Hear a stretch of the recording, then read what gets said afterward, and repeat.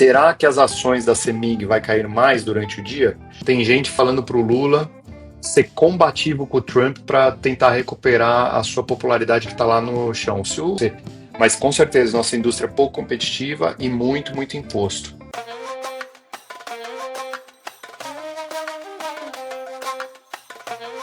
A minha não está entre as minhas top 5 ideias de investimento para esse momento, tá? Então, eu acho que não é exatamente o melhor negócio. E óbvio, depende da tua carteira, depende do que você espera, depende o quanto você tem de outros setores, quanto você está concentrado em outras coisas. Mas a gente está aí com um dividend yield projetivo de 10%, que é muito bom. Dividend yield médio de 5,63, que é razoável. Mas eu iria no BB Seguridade ali. Considere entre o médio e o projetivo, porque o projetivo ele vai olhar para os próximos 2 anos. E é óbvio que BB Seguridade nos próximos 2 anos tende a retornar bastante proventos aos acionistas, porque ela investe em renda fixa, basicamente.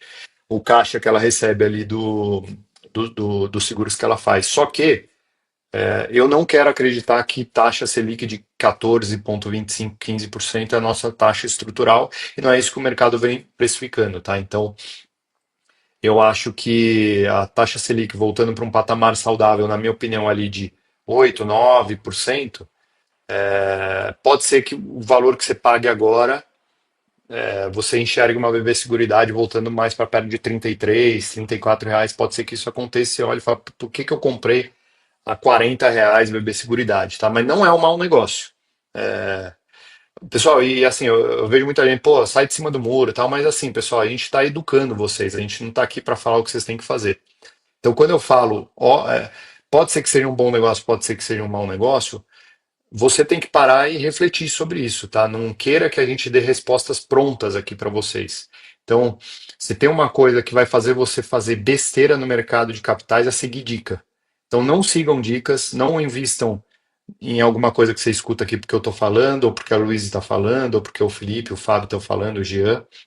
Invistam porque vocês têm convicção no papel, porque vocês já fizeram a lição de casa, já estudaram, já fizeram o curso do JBI, já fizeram o curso do BEST, já leram o formulário de referência dessas empresas. Não quer ler o formulário? Bota no chat GPT, pede para resumir para você em 3, 4, 5 parágrafos ali, mas estudem, saibam o que vocês estão fazendo, estudem, entendam por que o BB Seguridade ganha dinheiro. Ele ganha dinheiro porque ele aplica o dinheiro dos prêmios em renda fixa, por isso que está valorizando essencialmente. Então, a gente fica mesmo em cima do muro. Se acostumem a isso, porque se você quer ser um bom investidor, você tem que tomar suas próprias decisões, tá?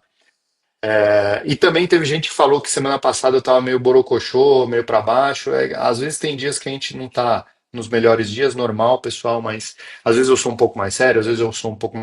Não, mas não tem nada de preocupante acontecendo, não, mas obrigado pela preocupação, tá? Vamos lá. Será que as ações da CEMIG vai cair mais durante o dia? Mafê, essa é a pergunta de milhões de reais aí, mas eu acho que não. Acho que o mercado, se fosse reagir, já teria reagido, porque o fim de semana foi bem caótico aí nos mercados globais, a não ser que aconteça alguma coisa aqui no Brasil. Vamos supor, eu escutei falar que tem gente falando para o Lula ser combativo com o Trump para tentar recuperar a sua popularidade que está lá no chão. Se o Lula resolve bater de frente com o Trump, olha o que a China fez, né? Tá tentando retalhar o Trump lá. Se a China quer a China, o Trump não tá arredando o pé, imagina se a gente aqui resolver bater de frente com ele. Então, é, aconteceria alguma coisa se tivesse uma agenda aqui um pouco mais estrutural acontecendo e combativa, né? Olha o Carlos aí, eu esperando o Taesa cair para fazer um aporte grande. Pois é, Carlos, vamos ver a Taesinha 11 aqui como é que tá. Taesa 11 caindo 1,4, não, 1,52% a R$ 33. Taesa tá aí um papel que eu acho que tá num bom momento para quem quer montar uma posição de longo prazo aí, viu? Vamos ver aqui. Ó, o Vitor comentando: desemprego no Brasil, indústria pouco competitiva e abundância de impostos. Pois é. Na verdade, Vitor, o emprego no Brasil ele tá teoricamente tá mais para pleno emprego do que para desemprego, né? Você tem o desemprego do pessoal que vive de Bolsa Família, aí eu concordo com você. Mas com certeza nossa indústria é pouco competitiva e muito, muito imposto. Olha o Alexandre trazendo aí, países da Europa caindo em torno de média de 4%. Copasa caiu muito, até mesmo antes do tarifaço. Qual o motivo? A Copasa, Márcia, ela está num setor ali, que na minha opinião, é o setor de saneamento, pessoal. Assim, dentro do setor SBEST, é um setor que tem que ter muita cautela, tá? E por que que eu falo isso? O marco do saneamento, o marco legal do saneamento trouxe muita instabilidade para o setor. É muito bom, porque no longo prazo eu acho que é um setor que vai se beneficiar muito desses investimentos. Você vê aí a Itaúsa entrando em Aegea, né? Acho que foi em 2022 que eles compraram essa participação na Aegea, que é uma empresa que está nesse setor muito fortemente. Inclusive, eles estão falando de abrir capital da Aegea, que destravaria um valor interessante ali para a Itaúsa. Mas é um setor que precisa ainda se acomodar, né? Você está falando aqui que Copasa caiu, tá a R$ 19, de fato, ela estava ali a R$ 25 em novembro, ela está agora negociando a R$ 19. Estou olhando aqui dentro do. Vamos olhar aqui juntos. Epa, vamos olhar Copasa juntos aí.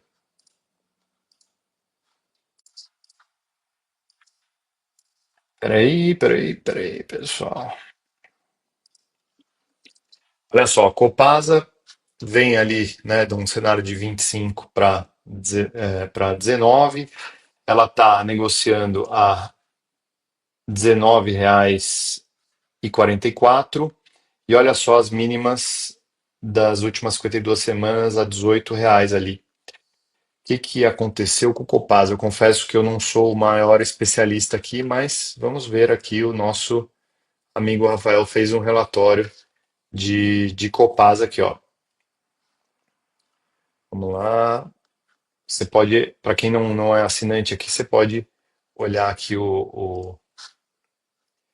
compartilhar essa guia. Aqui, o que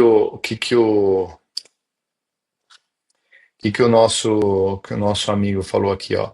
É importante que o investidor acompanhe o cronograma de investimentos e seu endividamento e estrutura de capital, bem como a condução de novos executivos da Copasa e o avanço das discussões em relação a uma possível privatização. Então, eu acho que a preocupação aqui é a terceira revisão tarifária, que dentre os principais focos estão a remuneração adequada do capital com foco na universalização.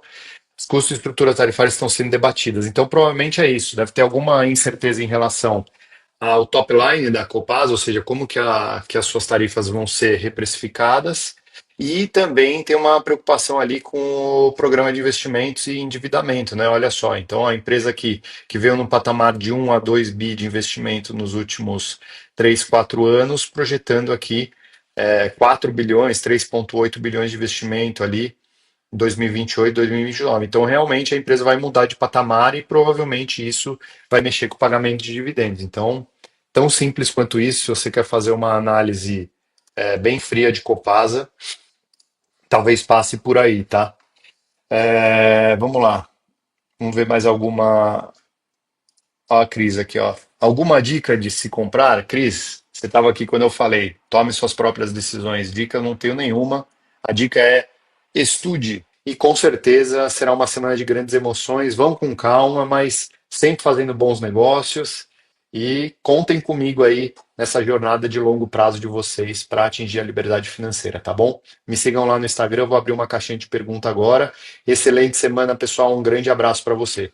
É muito importante vocês se inscreverem no canal, porque ele representa a nossa voz, tá entendendo? Nós não temos uma didática tão fundamental e tão objetiva como tem aí o canal. E o canal ele é um órgão de divulgação que procura não adivinhar, mas transmitir aquilo que realmente é importante que os senhores saibam para se conduzirem de uma forma positiva no mercado de valores.